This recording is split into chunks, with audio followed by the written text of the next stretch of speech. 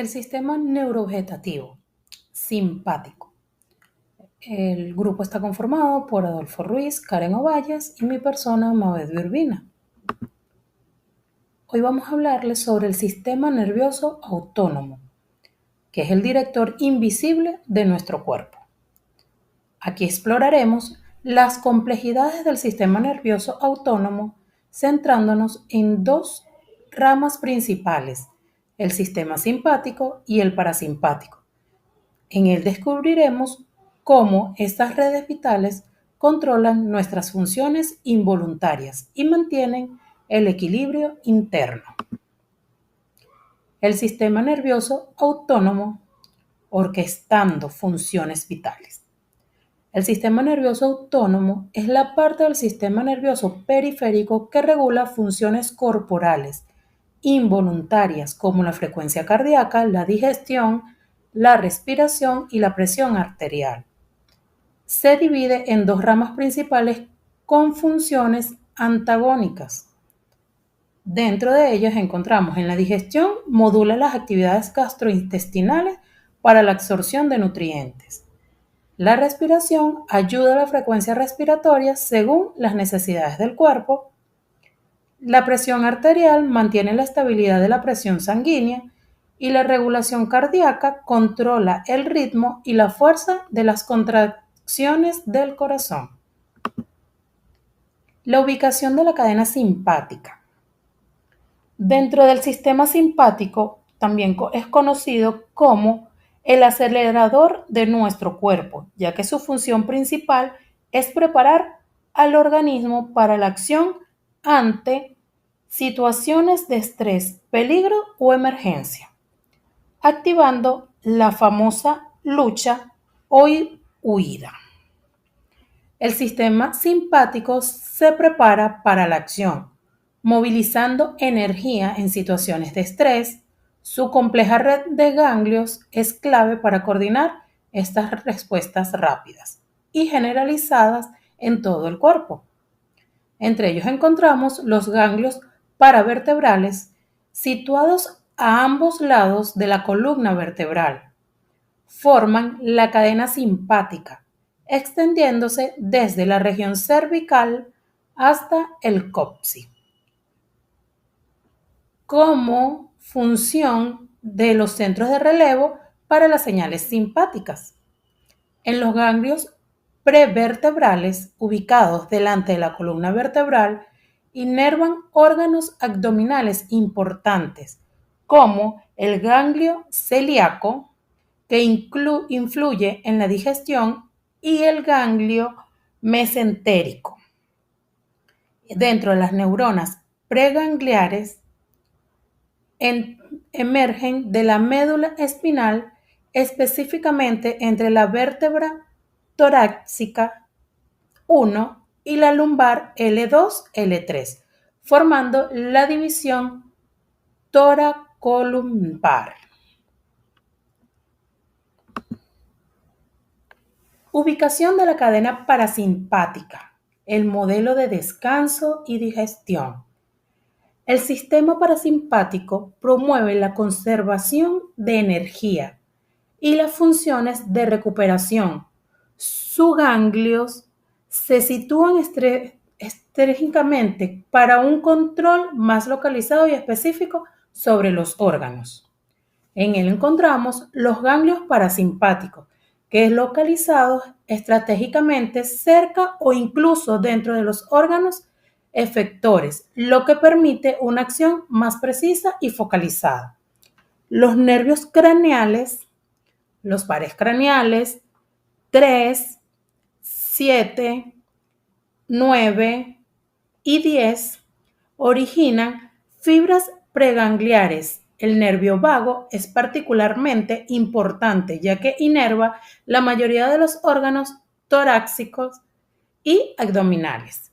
Aquí en los nervios craneales los nombré por números, pero quiero hacer el hincapié de que están los pares craneales, el número 3, que es el oculomotor, el número 7, que es el facial, el número 9, que es el glosofaringio, y el número 10, que es el vago.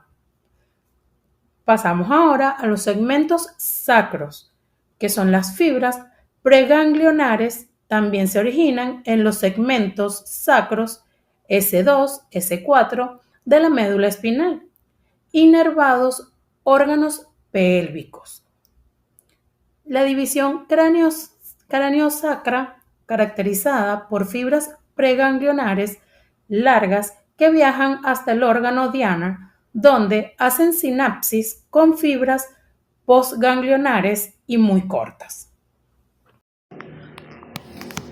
Mi nombre es Karen Ovalle y yo les vengo a hablar sobre las neuronas preganglionares. Ellas son el punto de partida del impulso autónomo. Estas neuronas son las primeras estaciones en la transmisión de las señales autónomas, conectando el sistema nervioso central con los ganglios periféricos. ¿Dónde está su ubicación? Su ubicación está en el sistema nervioso central. En la médula espinal está el sistema simpático y en el tronco encefálico o médula sacra está el sistema parasimpático. Las fibras efervescentes. Sus axones, conocidos como fibras preganglionares, salen del sistema nervioso central y se dirigen hacia los ganglios autónomos periféricos, como lo podemos observar en la imagen que está del lado derecho. Los neurotransmisores universales son principalmente los que liberan en ambos sistemas, el simpático y el parasimpático, y es la acetilcolina. Entonces, también podemos hablar de las neuronas postganglionares. Como pueden observar, dentro de la imagen del lado izquierdo está una neurona. Ellas son el enlace final con los órganos. Estas neuronas son las responsables de llevar las señales nerviosas directamente a los tejidos y a los órganos, provocando respuestas fisiológicas. Origen ganglionar. Sus cuerpos celulares se encuentran dentro de los ganglios simpáticos y parasimpáticos, donde reciben las señales en las neuronas preganglionares. Inervación directa. Las fibras postganglionares son los axones que se extienden desde el ganglio para inervar directamente los órganos efectores, músculos lisos, glándulas y el corazón. Los neurotransmisores diferenciados podemos decir que están en el sistema simpático y liberan predominantemente noradrenalina. En el sistema parasimpático liberan acetilcolina. Entonces podemos ver en la imagen del lado izquierdo que está el axón terminal, la vesícula simpática, la neurona presimpática, el neurotransmisor, el receptor y la neurona postsimpática. En la siguiente lámina tenemos los neurotransmisores y receptores en el sistema simpático. Del lado izquierdo volvemos a tener una imagen que nos refiere a esa neurona en el sistema simpático. Entonces podemos decir que esos neurotransmisores y sus receptores permiten la respuesta rápida y potente asociada con la lucha o huida. Los neurotransmisores preganglionares, ¿cuáles son? Son esas neuronas preganglionares que liberan acetonina en los ganglios. Postganglionar, ¿qué es? Es la neurona postganglionar. Esa libera principalmente noradrenalina, norepinefrina en los órganos y efectores. Excepción, las fibras simpáticas que nivernan las glándulas sudoríparas liberan acetilcolina, noradrenalina. Entonces hablemos ahora de los receptores. Los receptores en ganglios. Los receptores nicóticos de acetilcolina en las neuronas postganglionares. En los órganos, los receptores adrenérgicos alfa y A beta, que responden a la noradrenalina y a la adrenalina. Como pueden ver, del lado izquierdo tenemos todo específicamente en la imagen, receptores de todo, neurotransmisores, la acción terminal, todo lo referente a la neurona. Siguiendo con la exposición del sistema nervioso parasimpático y simpático, en este caso les habla Adolfo Ruiz y continuamos con el sistema nervioso simpático. Al hablar del sistema nervioso simpático es importante decir pues que este es un sistema nervioso, como lo dijo nuestra compañera, que nos pone en modo alerta, pues, y que en él interactúan diferentes regiones, diferentes elementos, ganglios, neuronas, receptores, y por supuesto, esto genera efectos fisiológicos. Vamos a hablar o dar inicio con lo que son los ganglios. Nosotros observamos aquí que el ser humano tiene una cadena ganglionar y que estos ganglios que vamos a ver ahorita en el sistema simpático, pues se dividen en ganglios paravertebrales del tronco simpático o ganglios periaórticos, que son colaterales o preaórticos. Si observamos las líneas de color rojizo, vemos que son neuronas de noradrenalérgicas que hacen conexiones con los ganglios y los sistemas diferentes de nuestro organismo. Están los postganglionares, están las neuronas noradrenérgicas y las colinérgicas. Vemos las neuronas colinérgicas de un color azul pálido, ¿sí? Y que hacen conexión pues con otro tipo de neuronas, que en este caso son las noradrenérgicas, que siguen su camino hasta cada uno de los sistemas.